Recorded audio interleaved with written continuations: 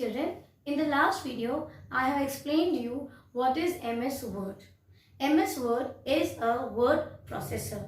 It provides us with so many wonderful features that the users get attracted towards these type of applications. See, we even have Notepad, but in Notepad, we do not have such great features. So in today's session, we are going to take these topics. We will learn about two features which I have explained you, but I need to explain you now in detail. That is formatting and OLE, that is object linking and embedding.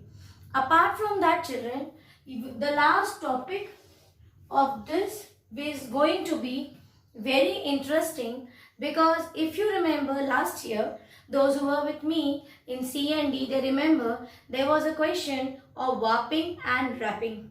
Few said that warping and wrapping are same.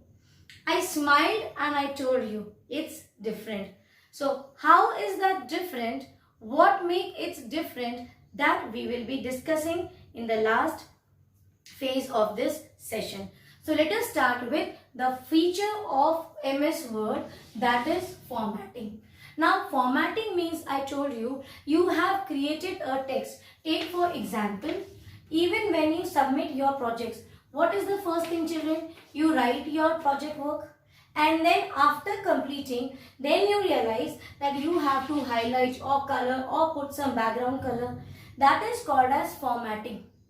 After creating, when you apply some more features to it, it can be during your time when you type the text also. So what formatting things you can do? See, you can change the font color, you can change the font size, yes, you can underline, you can put italic, yes, you can change the font size to italic, you can apply underline. You have taken a heading, taken bold, but then you want like here MS Word, and then you apply, select this, and you have a symbol like this. On home tab, when you click, you have format group, there you have underline option. You click on this, the word, selected words will get underlined also. So this is the meaning of formatting. You can format your paragraphs also. You can format it in many different ways. You can apply highlighter also. So changing size, color, applying colors, background colors or font color, or even applying highlighter, all these things come under formatting. There are still many things which are left, like selecting the word styles. This, after the video, I will share the screen with you. I will apply these features and I will tell you there how the things are done, and after applying these features, what happens to the text, how does it look. So just wait after this video. The next video will be your practical work. Then here is selection. So children, remember, selection means, suppose you have written a sentence, my name is something. Now you want to only select your name or whatever name you have written. So you want to select. See, we prefer using keyboard over mouse. So what you do, you bring your cursor to this point, and from the arrows key, here you have the right arrow key or the left arrow key.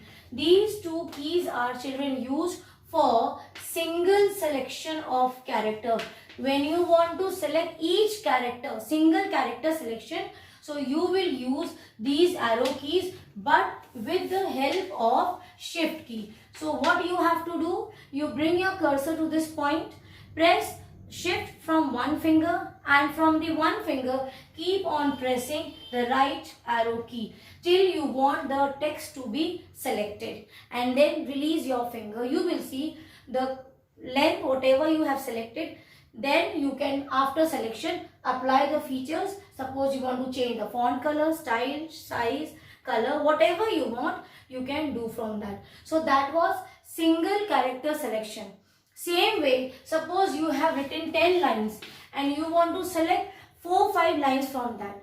See, if you do the same way, one by one, so from the last line, when you press again right arrow key, what will happen? The cursor will come to the second line. But why do waste so much of time? We have one more option. With the shift key, if you press this up or down arrow key, then line selection takes place. Is it clear? So if you have these many lines, you bring your cursor to this line, you want to go down, so from one finger press the shift key, and from one finger keep on pressing the down arrow key. So whichever lines, when you press one time down, one line gets selected. Again, when you press one time down arrow key, the second line will get selected. Same way for selection of lines towards the upper side, you will select with the up arrow key. So that was selection.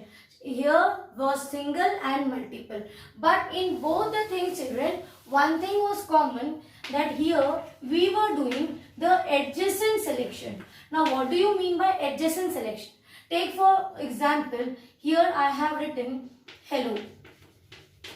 I brought the cursor here and now I am pressing shift with the right arrow keys. What is happening? Characters one after the other are getting selected.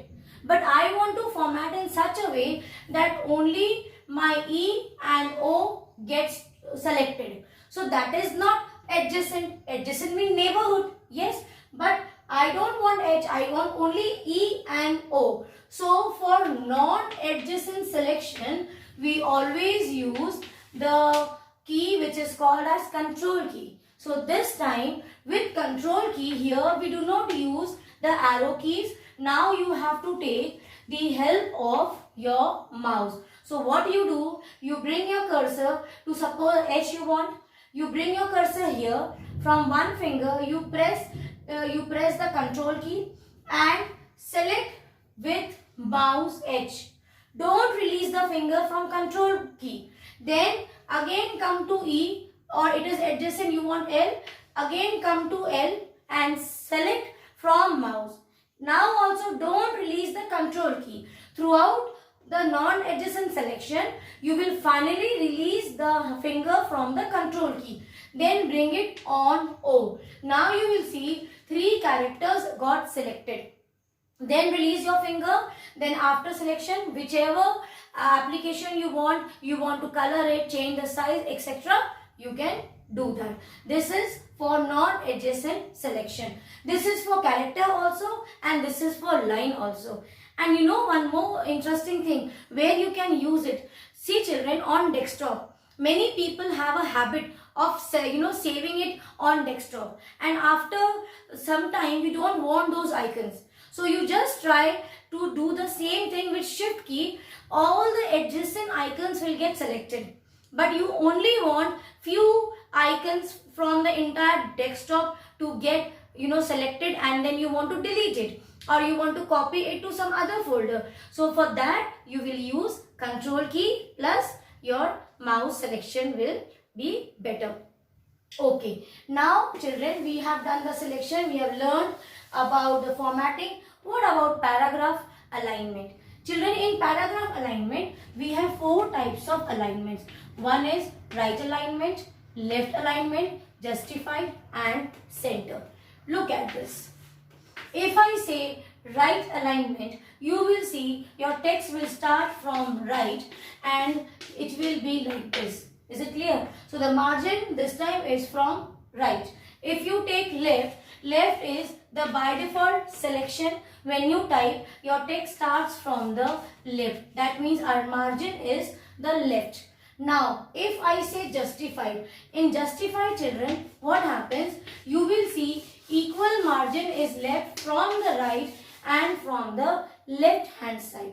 Whereas in center, it is a little bit different. You will see it is, if you have less characters somewhere, you press enter. So it will start from the center position, and equal you will see length towards the right and left in that center line also. So that was your alignment. So in paragraph we have 4 alignments. Same way we have shortcut keys also. CTR press E, you have for center, then J, L, R. Is it clear? Now I will also provide you with the notes of all the shortcut keys, because the person who uses less of mouse and more of keyboard and shortcuts are termed as good, typist or operators, data operators. It is not about data operator, but it is about typing. So when you are typing and creating your documents, you should preferably use more of your keyboard keys and shortcuts. Okay, now children, the last topic is about text wrap and text warp. In 8th class, we have done about warping of text. Warping of text means when you distort the text. Suppose when you make a greeting card, so what do? You write down somewhere, or suppose you want to say, write down happy birthday, or you want to say something. So you make a arch like that. So what is that? You are distorting the text in some way. Is it clear? This was plain edge, but now you are distorting this edge in some different direction, alignment. So that is called as warping of text. Now wrapping of text, children, take one example. You open Notepad and start typing.